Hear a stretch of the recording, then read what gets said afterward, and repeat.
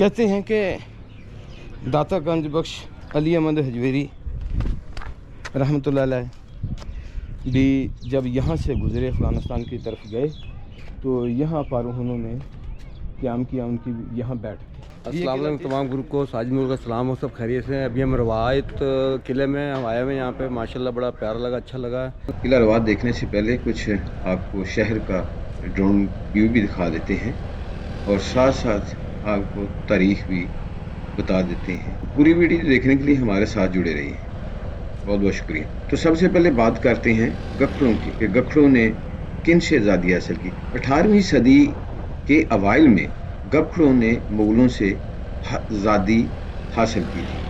फिर उन्होंने झेलम सिंध के दरमियान पठौहाड़ के बड़े इलाकों को अपने कंट्रोल में ले लिया, जिनमें रावलपिंडी, फड़वाला, गुजर खां, कोहटा, फतेह जंग, रोहतास और रबात शामिल। अगर बात की जाए कि इनका सबसे बड़ा जो सरदार था वो कौन था, उसका नाम था गखड़ सरदार मुकर्रम खां। गखड़ सरदार मुकर्रम खां ने 1740 में गुजरात और झेलम के शहरों को भी फतह किया। इसने फिर अपने सिक्के भी जारी किए, जिसमें इसने अटक और चिनाब के दरमियान के इलाके का हुक्मरान होने का दावा किया। इसने फिर यूसुफ जई अफगानों और खटक के जंगली खानों को शिकस्त भी दी और शुमाल में भिम्बर तक जा पहुंचा। ताहम सरदार मलका सिंह के मुतहद भंगी जो थे, भंगी माल ने इन्हें 1765 में गुजरात का कंट्रोल छोड़ने पर मजबूर कर दिया कि इनके दरमियान बहुत एक ज़बरदस्त जंग हुई, जिसमें दोनों तरफ से इंतहा से ज़्यादा कुतलो गारत हुई। आखिर फिर भंगी सरदार ने गुजरात इनसे ले ली और वो जेल में वापस चला गया। फिर 1769 में इसे बघियाल कबीले की एक हरीफ सरदार जिसे हिम्मत खां कहते थे ने गद्दारी के साथ पकड़ लिया और मौत के घाट उतार दी। फिर आखिर सिखों ने 1767 में रावलपिंडी को भी फतह कर लिया। क्योंकि जोरों पर थे, उनकी फौज निडर थी, वो किसी को खातिर में नहीं लाते थे। तो सिखों ने फिर 1767 में रावलपिंडी को भी फतेह कर लिया और गखड़ों को इनके जेर तसल्लुत सिर्फ फलवाला या फरवाला और झेलम का हिस्सा रहने दिया। मुकर्रम का बेटा अपनी सल्तनत में कामयाब हुआ, यहाँ तक कि झेलम 1810 और फरवाला या फरवाला 1818 रंजीत सिंह के हमलों का शिकार हो गए। यहाँ बहुत सी तबाही हुई और इनकी सल्तनत का खात्मा हो गया। अस्सलाम वालेकुम रहमतुल्लाह नाज़रीन। आज मैं जिस तारीख़ी मुकाम पर आपको लेकर आया हूँ ये है किला रवात। तो ये इसका बैरूनी व्यू है। ये बाइकर हज़रात हैं, ईद का दूसरा रोज़ है, तो ये मुल्क के मुख्तलिफ हिस्सों से तशरीफ़ लाए और ये हमारे गखड़ों के बारे में एक तारीख में ये भी लिखा है कि 1205 में जब गखड़ों ने ख्वारज़म के खिलाफ बगावत की और लाहौर तक के इलाके पर काबिज हो गए तो शहाबुद्दीन गौरी ने फ़ौरन हिंदुस्तान में दाखिल होकर गखड़ों को शिकस्त दी। लेकिन जब वो वापस जा रहा था तो दरियाए झेलम के किनारे ख़ैमजान था, तो गखड़ों के एक टोले ने आधी रात को दरिया पार करके शहाबुद्दीन गौरी को हलाक कर दिया। उसके बाद जब बाबर 1519 में हिंदुस्तान पर हमला आवर हुआ, इन दिनों ये इलाका दो हिस्सों में तकसीम हो गया था। एक पर तातार खां और दूसरे पर हाथी खां की हुक्मरानी थी। दोनों चचाजाद थे। तातार खां गखड़ों का सदर मुकाम फरवाला किला था, जबकि कोस्तानी इलाके पर हाथी खां की हुक्मरानी थी। जिन दिनों बाबर यहाँ से गुजर कर भरा में क़याम पजीर था, इन दिनों हाथी खां ने तातार को कत्ल करके इसका इलाका भी छीन लिया। तातार के दामाद मनचोहर ने बाबर को इस किले की इतला दी। इधर कोस्तान नमक के पार जंजुआ सरदारों ने भी हाथी खां की शिकायत की कि मुसाफिरों को लूटता है, जिस पर बाबर ने बेरा से कूच किया और फरवाला कूच करके फासला कर। इधर देखो तो इस तरह पहरेदार खड़े होते थे। ये सारे का सारा किला जो है ना वो इन्होंने पत्थरों के साथ बनाया हुआ है। ये ऊपर के लिए सीढ़ियाँ, बिस्मिल्लाह, अल्लाह अकबर, अल्लाह अकबर। गाछ चूने का इस्तेमाल करके उनको اس کے ساتھ اس کی ایڈجسٹمنٹ کی گئی. یہاں سے دشمنوں کو ہٹ کیا جاتا تھا. اگر پھر بھی کسی نہ کسی لحاظ سے وہ قلعے کے قریب پہنچ جاتے تھے تو پھر یہیں سے تیل وغیرہ ڈیل کر ان کو جلایا جاتا تھا. یہیں پھر بڑی گنیں، ادھر چھوٹی گنیں، ادھر بڑی گنیں. اس طرح اس کے چاروں طرف جو ہے قلعے کو محفوظ رکھنے کے لیے گنیں ایڈجسٹ کی جاتی تھی. اب یہ آپ کو اوپر والا پورشن دکھا دیتے ہیں. اور پھر ایک بڑی گن، یہ سامنے جی ٹی روڈ آپ کو نظر آ رہا ہوگا، یہ شیر شاہ سوری نے تعمیر کرایا تھا. اور پھر اس سے بھی اوپر والا ویو، یہاں کھڑے ہوں تو یہ اس کا منظر نظر آتا ہے. سبحان اللہ. یہ سارا ہی پتھروں کے ساتھ بنا ہوا ہے. اس وقت جو مٹیریل استعمال کیا جاتا ہے گاچ، چونا وغیرہ جو ہے، کنکر، وہی مٹیریل استعمال کیا گیا اس میں. کہتے ہیں کہ داتا گنج بخش علی احمد حجویری رحمۃ اللہ علیہ بھی جب یہاں سے گزرے افغانستان کی طرف گئے تو یہاں پر انہوں نے قیام کیا، ان کی یہاں بیٹھ گئی. یہ قلعہ جس بہادر جنگجو نڈار دلیر کے نام کے ساتھ منسوب ہے وہ ہے سلطان سارنگ. سلطان سارنگ کون تھا، کہاں سے آیا تھا، کس قبیلے سے تھا، کس خاندان سے تھا، اور اس کے مقاصد کیا تھے. تو تاریخ میں اس کی مختلف روایات ہیں. جو مستند روایت ہے وہ میں آپ کو بتا دیتا ہوں. گکھڑ کون تھے، کہاں سے آئے؟ جنرل کنگم کے خیال میں گکھڑ کشمیری بادشاہ سارس اول کے متحد تھے جن کی سلطنت موجودہ پوٹھوہار سے کشمیر تک پھیلی تھی. گکھڑ کی اپنی تاریخ ازل دونی چند 1720 کے مطابق گکھڑ سلطان کیک بند گوہر کی اولاد ہیں جو اصفہان میں کیان کا رہنے والا تھا. اس نے تبت اور بدخشاں کو تسخیر کر کے ایک سلطنت کی بنیاد رکھی. گریفن کی کتاب چیف آف پنجاب کے مطابق سلطان کیک کا خاندان 10 پشتوں تک یہاں کشمیر کے علاقے کا حکمران رہا. جب سلطان رستم ایک بغاوت میں مارا گیا تو اس کے بیٹے کابل خان نے سلطان شبتگین کے پاس پناہ لی، جس کا بیٹا گکھڑ شاہ اپنے قبیلے کے ہمراہ کے ساتھ 1001 میں ہندوستان آیا، جس کو سلطان محمود غزنوی نے پوٹھوہار کا علاقہ دیا. تاریخ فرشتہ کے میں گکھڑوں کے ایک وحشی خاندان یا وحشی قبیلہ بتایا گیا جو پنجاب میں 682 سے آباد ہیں، جس میں کثیر شہری کی روایت بھی تھی. اس قبیلے نے 13ویں صدی تک اسلام قبول نہیں کیا تھا، لیکن گکھڑوں کا کہنا ہے کہ تاریخ فرشتہ کے مصنف نے جو تاریخ لکھی ہے اس نے بغض سے کام لیا، کیونکہ محمد بن قاسم کے جد امجد بندو شاہ لاہور میں شیخاں گکھڑ نے ذلیل کیا تھا، جس کا بدلہ اس نے تاریخ کی کتاب میں لیا. الف سیٹن کی کتاب ہسٹری آف انڈیا کے مطابق وہ اپنے 329 میں لکھتا ہے سیالکوٹ راجہ رسالو کا حریف راجہ ہوڈی بھی گکھڑ تھا. واضح رہے کہ راجہ رسالو کا عہد پہلی صدی عیسوی کا ہے، لیکن مستند تاریخ میں محمود غزنوی پرتھوی راج کی 1008 میں لڑی جانے والی لڑائی کا تذکرہ ہے، جس نے آنے والے 1000 سال کی تاریخ بدل کر رکھ دی. ہمایوں کی جنگ جب شیر شاہ سوری کے ساتھ ہوئی تو اس نے ہمایوں کو شکست دی. ہمایوں ڈر کر ایران چلا گیا.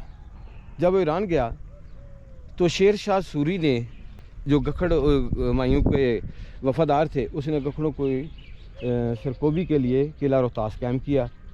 اور پھر شیر شاہ سوری کی وفات کے بعد اس کے بیٹے اسلام شاہ نے گکھڑوں کی سرکوبی کی اور اس کے 16 بیٹوں کو سلطان سارنگ کے ساتھ شہید کر دیا. تو یہ قبرستان ہے. ادھر یہ کسی بھی قبر پر کوئی تختی نہیں لکھی، یہ قبریں ہیں. السلام علیکم ورحمۃ اللہ وبرکاتہ. اللہ اکبر. اللہم صلی علی محمد وعلی آل محمد کما صلیت علی ابراہیم. یہ ہے سلطان سارنگ خان گکھڑ کی قبر. سلطان سارنگ خان گکھڑ ولد ملک تاتار خان گکھڑ. تاریخ شہادت 1546. حاکم اٹک تا جیلم ہزارہ بشمول کشمیر.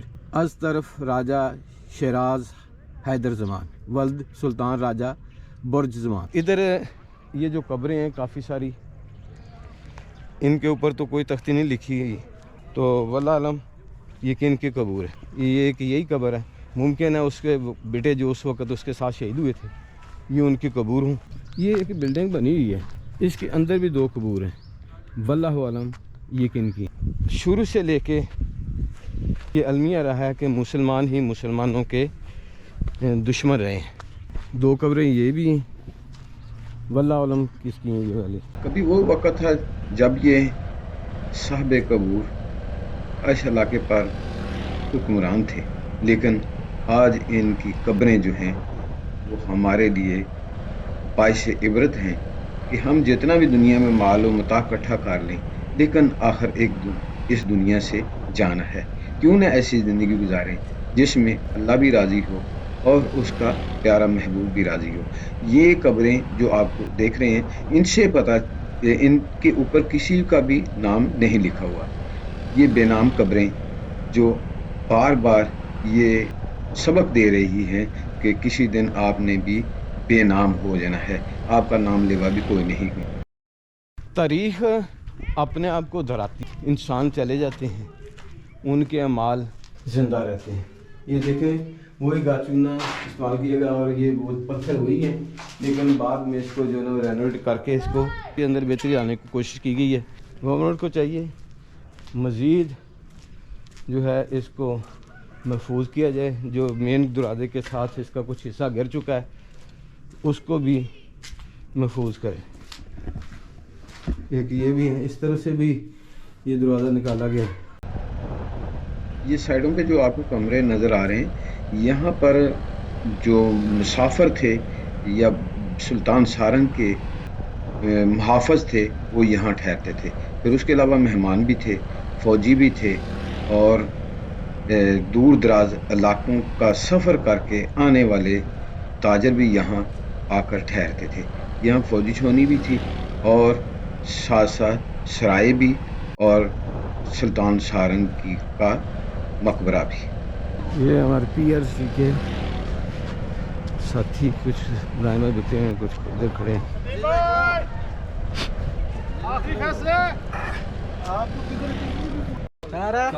الحمدللہ. کیا نام ہے آپ کا؟ حیدر علی. حیدر علی. آپ کا؟ دانش کشمیری. دانش کشمیری. آپ کا؟ بشیر احمد. بشیر احمد.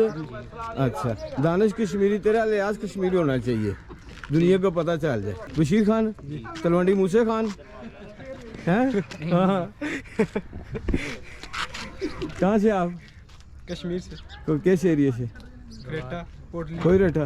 دنیا کے سامنے پاکستان کا سافٹ امیج دکھانے کے لیے بائکر ساتھیوں کا اہم کردار ہے. تو چلیے آپ کو دکھاتے ہیں مقبرے کا اندرونی حصہ. سوچنے والی بات یہ ہے کہ سلطان سارنگ جس نے یہ قلعہ بنایا، قلعہ روات کے نام سے جو منسوب ہے، سلطان سارنگ کو اس مقبرہ کے اندر کیوں نہ دفن ہونے دیا. اس کے چاروں طرف دیکھیں تو ایسے محسوس ہو رہا ہے جیسے یہ سینٹر میں چھت تھی، بلکہ دوہرا مقبرہ تھا، لیکن یہ سنگل مقبرہ ہے. ہاں البتہ ان کی جو ہے نا وہ محرابیں ڈبل ہیں، اور اسی طرح یہ ابھی کام بھی ہو رہا ہے، تو اس کا خوبصورت ویو آپ کو نظر آ رہا ہے. اگر گورنمنٹ میں اسی طرح جتنی بھی تاریخی مقامات ہیں سب کی طرف توجہ دے، ان کو رینوویٹ کرے، تو پاکستان کے لیے یہ کافی سارا زر مبادلہ کا ذریعہ بن. یہ ہمارے نویس صاحب ہیں جی، بہت زبردست ساتھی ہیں، بڑے پیار والے، ہاسمکھ، شرمیلے جے. ہاں جی، کوئی دسو یہ سلطان گکھڑ کون سی؟ یہ سارنگ خان گکھڑ جڑا سی، ایک یہ ابے دا نام کی سی، یہ ماسی دا نام، کوئی چاچے تائے دا؟ سر جی تسی کہندے میری ویڈیو بناؤ، تسی بولو تو پھر ہی بناواں گے نا ویڈیو. اچھا یہ دادے دا نام دس دے. پھپھڑ دا نام یاد جے؟ پھپھڑ دا، پھپھو دا. یہ مقبرہ کے ساتھ ہی یہ مسجد ہے، ماشاءاللہ بہت خوبصورت، بہت وسیع जहाँ उस वक़्त जितने भी लोग थे इस किले के अंदर रहने वाले, वो यहाँ पर नमाज अदा करते थे। कितने अजीम वो लोग थे जिन्होंने अपने किलों के अंदर भी मसाजिद बनाई ताकि अल्लाह और उसके रसूल का नाम बुलंद होता रहे। हर तरफ देखें तो जिस तरह मकबरे को खूबसूरत बनाया गया, इसी तरह मस्जिद को भी उन्होंने बहुत खूबसूरत बनाया है। ये मस्जिद का बैरून मेन दरवाज़ा, जहाँ से आपको मस्जिद की हालत ज़ार नज़र आ जाती है। चौड़ी दीवारें, ऊंची और खूबसूरत मेहराबें मजबूती के साथ आज भी यहाँ मौजूद है, लेकिन यहाँ नमाज़ पढ़ने वाले नमाजी यहाँ मौजूद नहीं है। अस्सलाम वालेकुम तमाम ग्रुप को साजिद मुल्क का सलाम हो, सब खैरियत से हैं। अभी हम रवायत किले में हम आए हुए हैं। यहाँ पे माशाल्लाह बड़ा प्यारा लगा, अच्छा लगा। जोहर और असर की नमाज़ भी पढ़ी यहाँ पे, बहुत प्यारी मस्जिद, बड़ा सुकून मिला यहाँ पे आके। लेकिन अफसोस बात का कि हमारे असासे जो है ना बहुत ज़ाया हो रहे हैं, इनको कोई कदर करने वाला कोई नहीं है। चल अल्लाह ताला सबको ज़मान में रखे, आमीन सुना। ये इसकी मेन इंटरेस्ट है मस्जिद के हाथा में जाने के लिए, जो सुल्तान गफर के दौर में बनाई गई थी। ये सामने ये मेहराब और मेंबर जहाँ इमाम साहब बैठते हैं, और ये इसका हाल है। और इसका डूम ये वाला बहुत ही ऊंचा, ये सेंटर में बड़ा डूम है, और इसी तरह इधर साइड पे भी है एक, बल्कि तीनों एक जैसी। ये इसके दीवारें देखे तो माशाल्लाह कितनी चौड़ी हैं। उन्होंने बुनियाद तो रखी कि ये इबादत गाह किले के साथ साथ सैकड़ों साल तक ये आबाद रहे। नीयत पर अजर है। अल्लाह पाक जिन्होंने ये मस्जिद बनाई उनको जन्नत में आला मकाम दे, उनके दर्जात बुलंद फरमाए। सुल्तान सारंग जिसका ये किला है, अल्लाह पाक उसके भी दर्जात बुलंद फरमाए और उसके बेटों के दर्जात बुलंद फरमाए। उम्मीद है नाज़रीन मेरी ये आज की वीडियो आपको पसंद आई होगी। आपसे इल्तमास है मेरे चैनल को सब्सक्राइब करें, बेल आइकन को प्रेस कर दें ताकि मेरी आने वाली हर नई वीडियो आप तक पहुंचती रहे। फिर मिलेंगे एक नई वीडियो के साथ, तब तक के लिए अल्लाह हाफिज़।